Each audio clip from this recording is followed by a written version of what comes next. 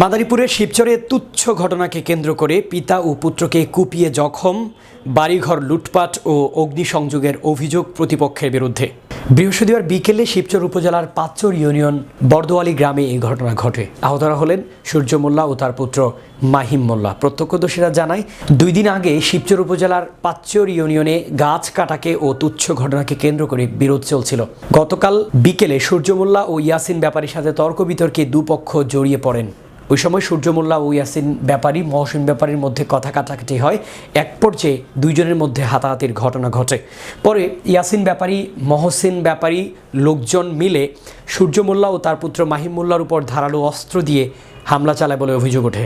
এই খবর ছড়িয়ে পড়লে উভয় পক্ষের লোকজন সংঘর্ষে জড়িয়ে পড়ে। ওই সময় সূর্য মোল্লা ও তার পুত্র মাহিম মোল্লাকে উদ্ধার করে শিবচর উপজেলা স্বাস্থ্য কমপ্লেক্সে ভর্তি করা হয়েছে। ওই সময় সূর্য মোল্লা বাড়িঘর লুটপাট ও অগ্নিসংযোগের ঘটনা ঘটে। পরে স্থানীয়রা সূর্য মোল্লার বাড়িতে আগুন নিয়ন্ত্রণে আনে। এ ব্যাপারে তদন্ত করে আইনগত ব্যবস্থা গ্রহণের আশ্বাস দিয়েছেন মাদারীপুর শিবচর থানার ভারপ্রাপ্ত কর্মকর্তা মোক্তার হোসেন।